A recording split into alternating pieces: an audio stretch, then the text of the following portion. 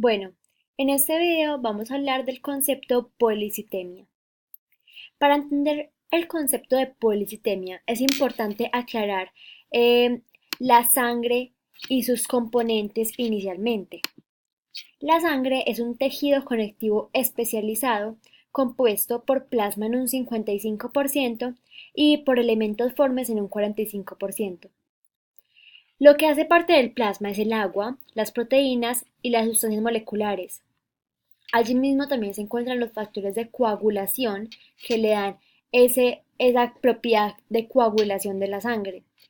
Y en los elementos formes encontramos los eritrocitos encargados de llevar el oxígeno a todas las células del cuerpo, los leucocitos que nos defienden de las infecciones y recogen restos celulares y desechos de los tejidos, y las plaquetas que evitan las hemorragias formando coágulos de sangre cuando existe una herida en un vaso. La sangre tiene varias funciones. Sin embargo, aquí hay unas funciones importantes, que es el transporte de sustancias, la vía de migración de la célula y el regulador de la temperatura corporal. Los componentes de la sangre, sobre todo las células, se generan en la médula ósea. La médula ósea roja. La médula ósea roja, es decir, la activa en el adulto, se encuentra formando parte de las costillas, el esternón, la columna vertebral, el cráneo, la escápula y la pelvis. Sin embargo, en los niños, la médula ósea roja se encuentra en la mayoría de los huesos. Ahora bien, hablemos un poco de la policitemia ahora sí. La descripción general. Es un tipo de cáncer de sangre conocido como neoplasia mieloproliferativa. Proliferativa se dice porque hay un aumento en los glóbulos rojos en la sangre, lo que la convierte más espesa y por esto se enlentece la circulación. Se debe a la mutación de un gen que provoca un problema en la producción de las células sanguíneas y es de la proteína quinasa Janus 2, que es mejor vista en la fisiología. Esta enfermedad es más frecuente en adultos mayores de 60 años, sin embargo, se ha visto en niños y en menores de 60 años.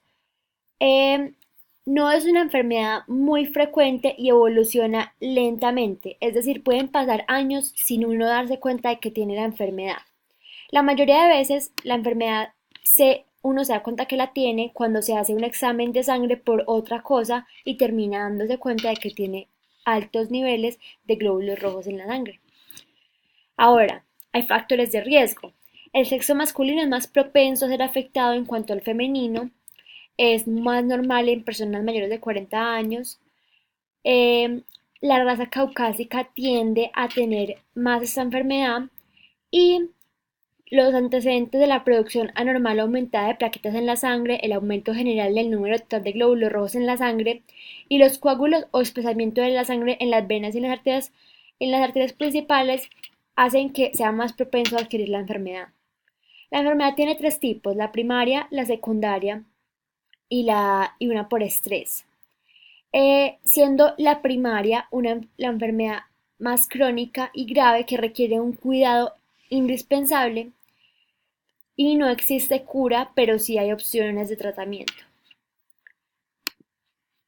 ¿Cómo un médico se da cuenta de que la persona tiene policitemia? Niveles muy bajos de eritropoyetina, un aumento en la cantidad de glóbulos rojos y en algunos casos también aumenta los glóbulos blancos y las plaquetas, niveles elevados de la proteína de hemoglobina, que es la principal de los glóbulos rojos, y un aumento en el porcentaje de glóbulos rojos que componen el volumen sanguíneo total, es decir, una medición de los hematocritos. Bueno, ¿qué síntomas se encuentra en un paciente que tenga policitemia? Muchas veces no se presentan síntomas. Sin embargo, eh, estos son algunos que pueden aparecer, que son la picazón, el dolor de cabeza, los mareos, el sangrado o hematomas en general, debilidad, fatiga, visión borrosa, sudoración excesiva, hinchazón dolorosa, dificultad para respirar, entumecimiento sensación de saciedad o hinchazón, fiebre, adelgazamiento sin causa aparente. Ahora bien, ¿qué pruebas o exámenes se hacen para estar seguros de que se posee policitemia? El más importante es la biopsia o aspirado de médula ósea, en el que se aspira aquella sustancia roja del hueso y se da cuenta de cómo está la producción de los glóbulos rojos o de las células sanguíneas allí mismo. También hay pruebas para la mutación genética y hoy en día se están haciendo más pruebas. Sin embargo, cuando se hace un examen, un hemograma normal y se sospecha que hay algo raro, se manda a hacer una biopsia para confirmarlo. Listo. ¿Cuáles son los tratamientos que se pueden utilizar cuando ya se tenga en cuenta de que se tiene policitemia? Los tratamientos son estos: extraer sangre de las venas. Esto reduce la cantidad de células sanguíneas y disminuye el volumen de la sangre, lo que hace más fácil que la célula funcione. Eh, También se le puede llamar flebotomía. Ahora, una dosis baja de aspirina. El médico a veces puede recomendar que uno consuma una dosis baja de aspirina para reducir el riesgo de que se formen coágulos.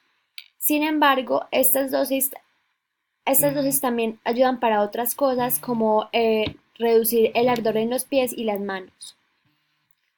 Ahora bien, medicamentos para la destrucción de células cancerosas.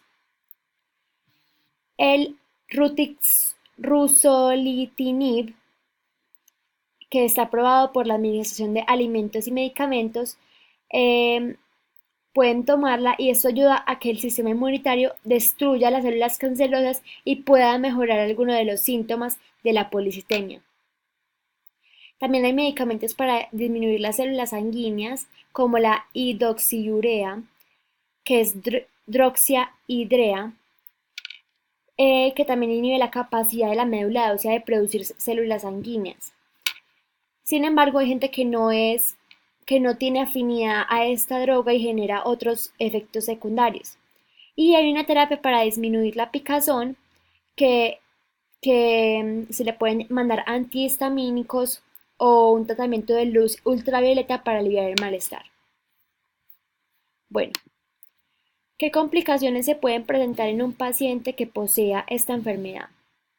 En primera instancia, los coágulos sanguíneos. Como hay un aumento del espesor de la sangre, entonces hay anomalías en todas las células sanguíneas y entonces pueden provocar un accidente cerebrovascular, un ataque cardíaco, una obstrucción de una arteria pulmonar, que se puede llamar embolia pulmonar, o en una vena profunda, que es una trombosis venosa profunda. También el agrandamiento del vaso o esplenomegalia, que el vaso tiene una función importante que es ayudar a combatir infecciones y filtrar materiales no deseados como las células sanguíneas viejas o dañadas. Entonces el aumento de cantidad en las células que provoca la policitemia hace que el vaso trabaje más de lo normal y es por esto que genera dilatación. Problemas debidos a niveles altos de glóbulos rojos, puede traer úlceras abiertas en el interior de la mucosa del estómago, del intestino delgado superior o del esófago, e inflamación en las articulaciones, que se le llama gota comúnmente. Y otros trastornos como que la médula ósea se sustituye por un tejido cicatrizal, o sea, mielofibrosis, un trastorno en el que las células madre no maduran o no funcionan correctamente, síndrome mielodisplásico o cáncer en la sangre y en la médula ósea, que ya sería una leucemia. Listo, eso es todo por hoy. La bibliografía que se utilizó para este video es de la Clínica Mayo de los Estados Unidos de América, el manual MSD Profesional de Hematología y el Life Later Today, que es una revista de educación y salud. Gracias.